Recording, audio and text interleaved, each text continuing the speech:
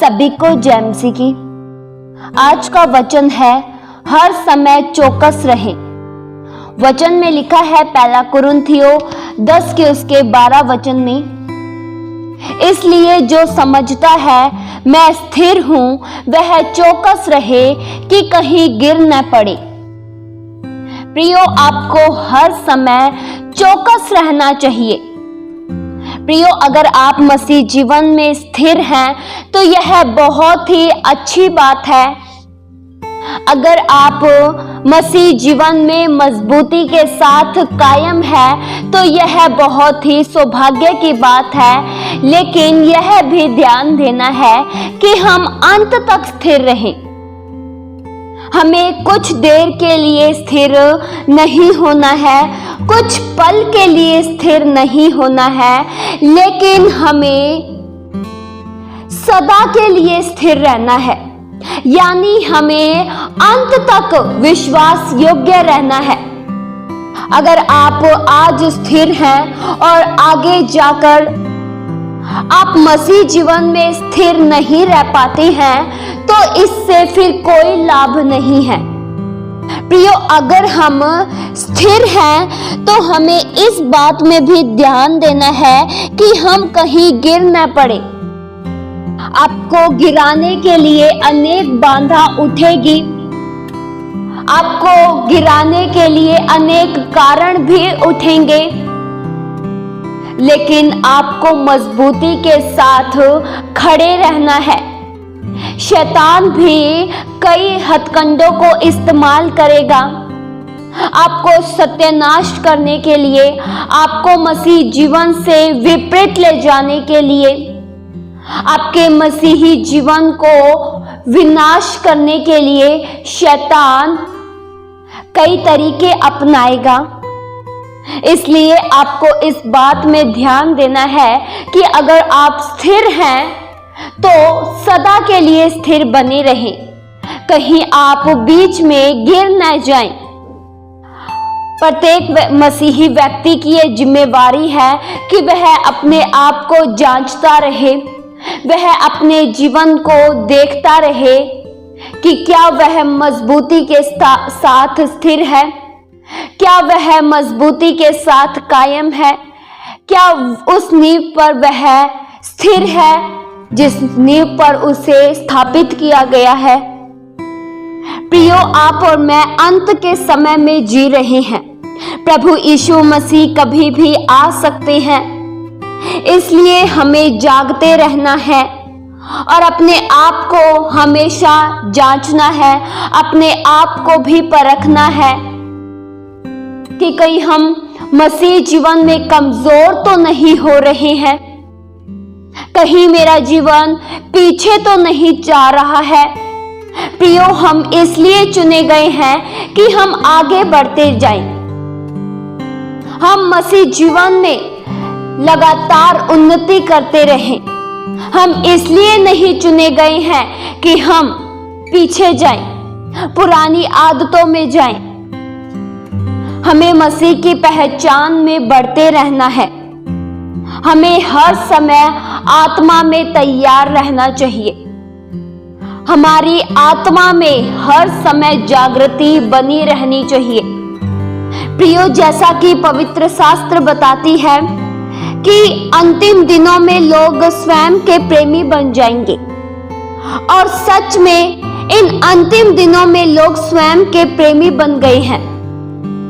प्रियो, ऐसे अनेक से कारण हैं जो हमें स्थिर रहने नहीं देते हैं, और ऐसे अनेक से पाप भी हैं जिसे हम नहीं समझ पाते हैं। लोग परमेश्वर को नकारने लगे हैं। प्रियो, आप जानते हैं लोगों को सत्य की बातें अच्छी नहीं लगती है। प्रभु के मार्गों पर लोगों ने चलना छोड़ दिया है, तो इसका क्या कारण है? वे गिर चुके हैं। पहले वे परमेश्वर के मार्गों पर चलते थे, परमेश्वर से प्रेम करते थे, परमेश्वर को प्रथम स्थान देते थे, परमेश्वर के लिए जीते थे, आत्मा के अनुसार चलते थे, लेकिन जब वे गिर गए तब वे तब वे शैतान के अनुसार चलने लगे। तब वे परमेश्वर के प्रेमी की जगह स्वयं के प्रेमी बन गए। सत्य की बातों की जगह वे असत्य की बातों पर अधिक मन लगाने लगे। आत्मा के अनुसार चलने की बजाय शरीर के अनुसार चलने लगे। इसका प्रयोग क्या मतलब है? इसका मतलब है कि वे गिर चुके हैं। प्रियो, अगर आप में भी पहले आप वचन के अनुसार चलते थे, पहले आप वचन को फॉलो करते थे, वे कार्य करते थे जो आत्मा के अनुसार है, लेकिन अब आप अगर शरीर के अनुसार कार्य करते हैं, उन कार्यों को करते हैं जो वचन के विपरीत में है, तो आप गिर चुके हैं। प्रियो, हमें उठना होगा, हमें आगे फिर से बढ़ना होगा, क्योंकि दौड़ हमारी अभी समाप्त नहीं हुई है। अभी हमारा और भी सफर बाकी है। जब तक आप इस शरीर में जिंदा हैं, तब तक आपको दौड़ते रहना है और स्थिर बने रहना है। हमें एकमात्र सच्चे परमेश्वर को छोड़कर नाशवान वस्तुओं पर मन नहीं लगाना है। प्रियो, परमेश्वर चाहते हैं कि हम अंत तक स्थिर बने रहें, क्योंकि प्रतिफल उन्हीं लोगों के लिए है जो अंत तक वफादार रहेंगे, जो अंत तक स्थिर रहेंगे। प्रियो, आप क्या चाहते हैं? आपका नाम किस बात में आए? स्थिर रहने में या गिर जाने में? अगर आप जिस तरह पहले जीवन जीते थे, मसीह का जीवन, आत्मा के अनुसार चलते थे और आज भी उसी अनुसार चलते हैं, तो आप स्थिर हैं। जिस शिक्षा में आप, जिस सत्य की बातों में आप पहले चल रहे थे, अगर आज भी आप उसी सत्य की बातों में चलते हैं, उसी पवित्र शिक्षा में चलते हैं, तो आप आज भी स्थिर हैं। पर अगर आप पहले सत्य की बातों पर चलते थे, आत्मा के अनुसार चलते थे, और अब आप आत्मा के अनुसार नहीं चलते हैं, पहले आप वचन पढ़ते थे, प्रार्थना करते थे, अपने जीवन में समय निकालकर प्रभु को प्रथम स्थान देते थे, पर अगर अब आप अपने जीवन में प्रार्थना नहीं करते हैं, वचन नहीं पढ़ते हैं, परमेश्वर को प्रथम स्थान नहीं देते हैं, तो जरूर आप कहीं ना कहीं गिरे हैं। आपको प्रियो यह देखना होगा, आपका प्रेम परमेश्वर के प्रति ठंडा न हो।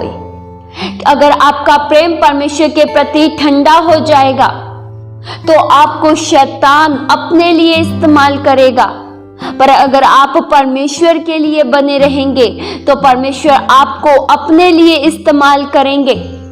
प्रियो, आप किसके लिए इस्तेमाल होना चाहते हैं? परमेश्वर के लिए या शैतान के लिए?